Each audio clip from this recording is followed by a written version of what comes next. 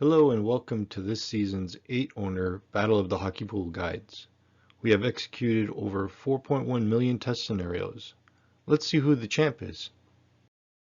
This year, we start with 6 qualifying groups of 8 guides. The top 2 in each grouping, plus the 4 next best guides, will move into the semifinals. The top 2 in each semifinal will automatically move into the finals, and they are followed by the 3 next best guides, which leaves 1 spot open. All the guides which did not make the finals on their first attempt will be given another chance through the repechage. There will be 5 repechage qualifying groups. The top 2 from each group and the 6 next best guides move into the repechage semifinals. The best 2 from each repechage semifinal plus the 4 next best lists move into the repechage finals.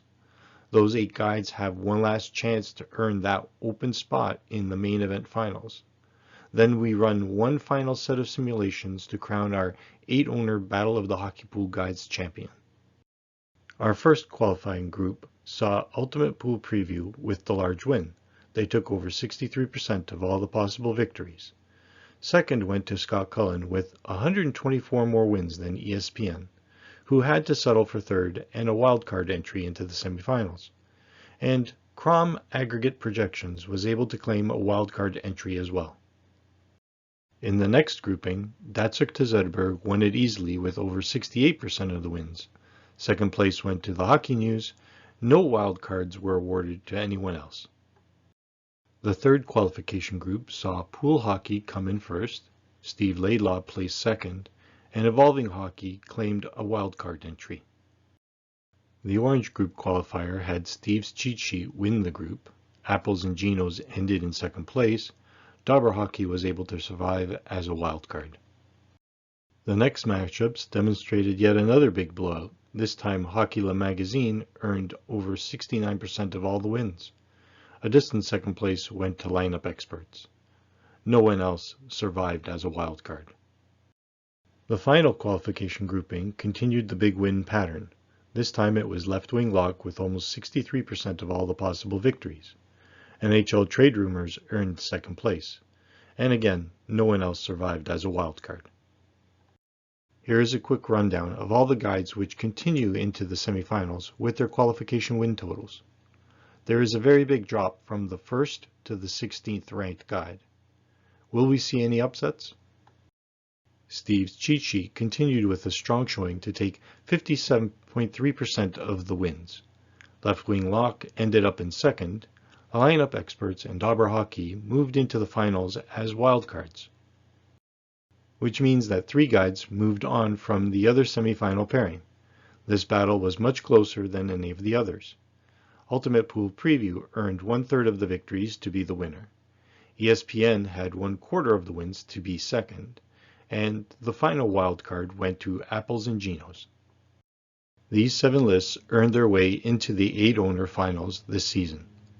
Everyone else must go through the repechage, one of which will be invited back to the main event finals. Listed in descending order of total number of wins, all these guides have one last chance except for Fantasy First.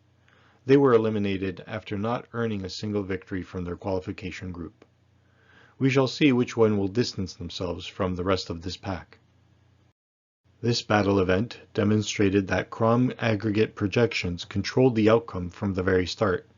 They earned over 55% of all the wins here. Second place was taken by Bangers Fantasy Hockey, and a wild card was given to NHL Trade Rumors. Every other guide keeled over and gave up in this one. Dom L annihilated the competition. They practically won everything. The defeat was at such a scale where I couldn't let the second place finisher move on into the next round, not as an automatic second place finisher. I would have allowed them to continue if they qualified as a wild card, but they simply didn't pocket enough victories. By contrast, the third repechage qualifier was a hot-fought battle. Steve Laidlaw had a strong showing through all the draft lengths to take first. TBFHL was in line with them, but took second because they didn't do quite as well in the 15-round drafts. The Slate Keeper and Fantrax moved on as wildcards. NHLRumors.net showed the others what they were made of and landed in first place. They would have done much better except for the maximum drafts. It was because of the large drafts that FreshSheets was able to make a charge for second place in this battle group.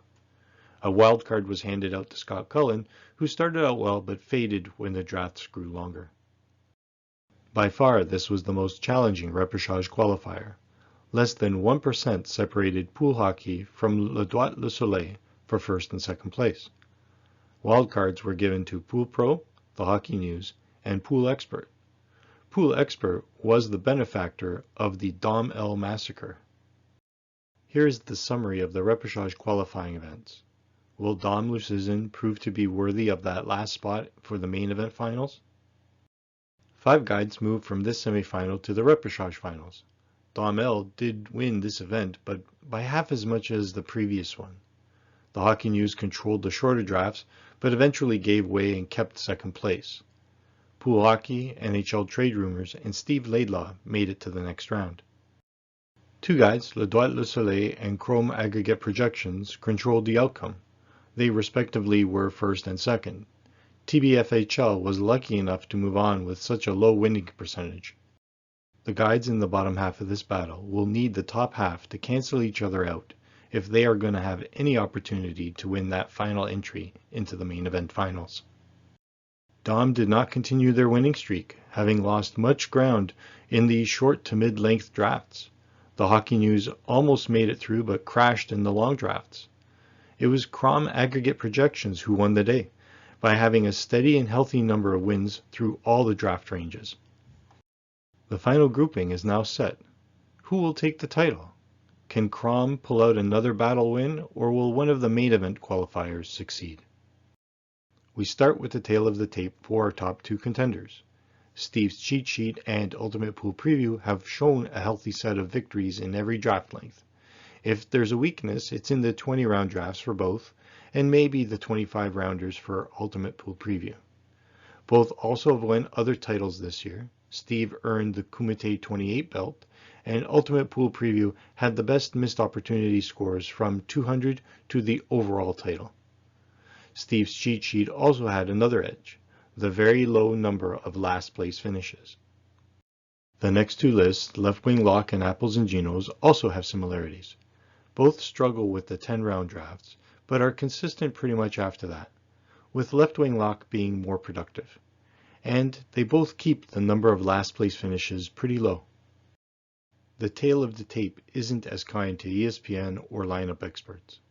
ESPN seems to have an advantage in the mid-length drafts, but doesn't do well at either extreme. Lineup experts gets a decent start, but fails to show any strength from the mid to long drafts. The final 2 guides have many holes to patch up.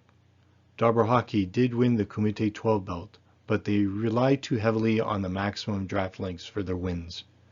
Our repechage winner, Crome Aggregate Projections, earned all those victories over 5 battles, so when their values are averaged out, it is not super dominant. Our results will come up next, but we take a 15-second break to let you decide who will win.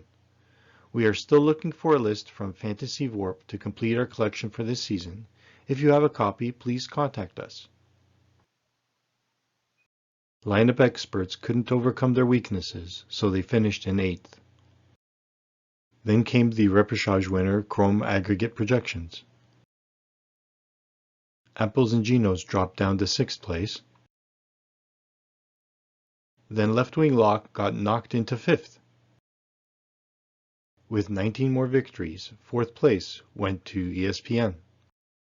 DobberHockey somehow secured 3rd place even though they had more dead last place finishes than they did victories, which means that our 8-owner battle of the Hockey Pool Guides champion is Steve's cheat sheet, and it wasn't even close. Congratulations to Steve's cheat sheet. Ultimate Pool Preview did a great job to make it to 2nd place overall, but when you finish dead last almost 39,000 times, it makes it difficult to win the title. As you can see, Steve's cheat sheet took half of the 10-round drafts and never allowed anyone else to do any better as the draft lengths progressively got longer. This graph shows it even better. Ultimate Pool Preview and DobberHockey got as good as a start which they could get, and then rode it all the way to the end for their second and third place results. But no one was going to catch Steve's cheat sheet. For those who like numbers, the results are clearly illustrated in this table. No one else could get a foothold to mount any challenge. Looking holistically at things, 54% of all the victories from the 4.1 million draft scenarios were awarded to the owner who selected first, second, or third overall. We track this because there is a line of thinking saying that the wheel pick is better. Sometimes it is shown to be, but in the long run that position does not hold water. We will, however, continue to track the results. As we close out this video by showing you the wall of past winners, good luck in your playoff pools and stay alert for our results of our 9-owner Battle of the Hockey Pool guides, which should be posted soon. So long for now.